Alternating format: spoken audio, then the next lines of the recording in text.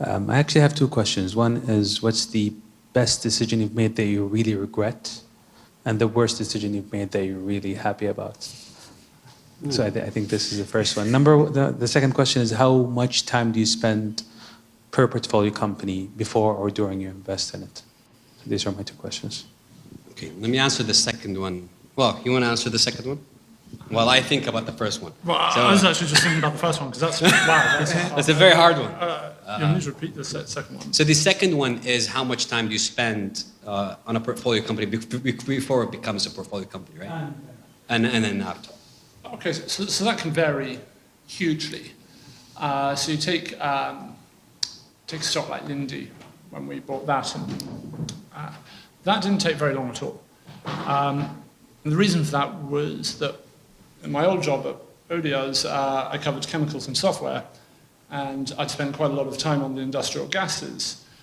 So, when I'm here at Mayer, Lindy fell to really attractive levels. It was really simple. It was because I knew an awful lot about it already.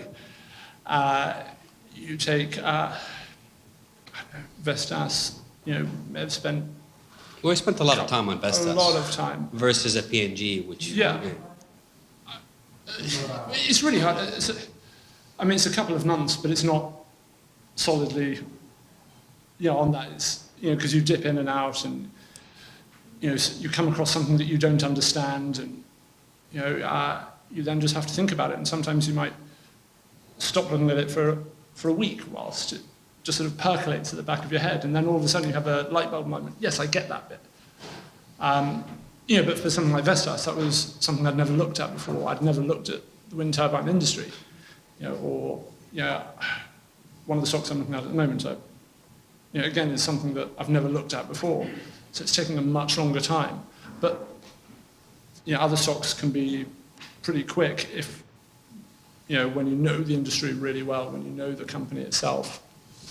Yeah, it's essentially a function of two things. How familiar we are with the industry or company. And the other thing is the difficulty of the factors that's causing it to be cheap at the moment that we're looking at it. So the first part is, you can think of it of circles of competence, and at some point if it gets too far, we never invest because it's just outside our circle. But for example, when we bought P&G early last year, we owned a lot of companies in the industry at the same time. So we were following P&G closely because we also own some of their competitors like Unilever and Henkel. So and it's a company that I've followed for many, many years. So it was just an issue of the latter. Is the issue, are the temporary conditions that have caused the stock to get cheap actually temporary or not? And it wasn't as hard of a question to answer because of our knowledge of the industry. And then you take, like Aubrey said, the situation of Vestas, where it's an industry that we didn't know. And so we spent a lot more time on the industry and the company.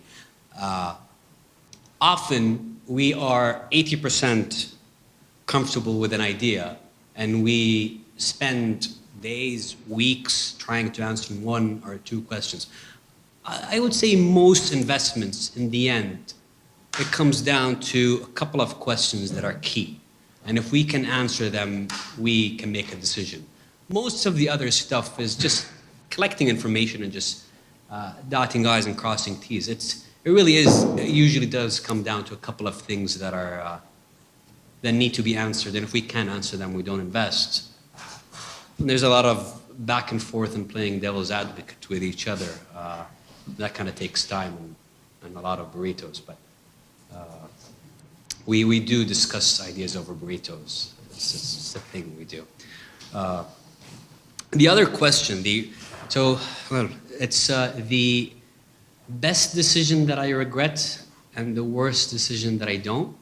Really happy about. Ooh. It's a good decision, bad outcome, bad decision. Oh. Mm. Whew. Can you think of something? Answer the reception. Well, I think, I think Nordstrom is a good decision, but the outcome has been, pretty bad so far. And then, especially with the buyout. So Nordstrom is one where So we started buying it in the high 30s. It went up all the way. What was the offer price? 80? No, No, 50. 50.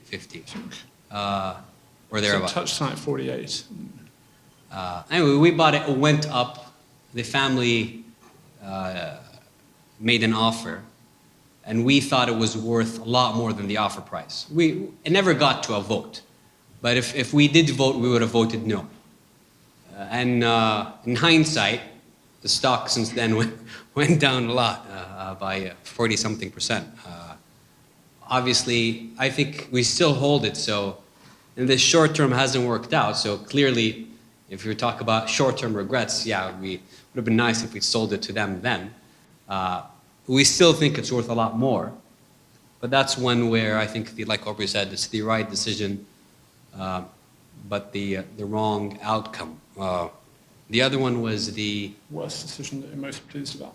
I think that's the hardest to answer because it's very hard to, when things go right, it's much harder to do a post-mortem. is it an investment? Does it have to be an investment? Because I have one that's not an investment. Yeah, I think building Maur the way I did. I think in retrospect, I did a lot of things that were unnecessarily hard. I chose the hardest path every step of the way.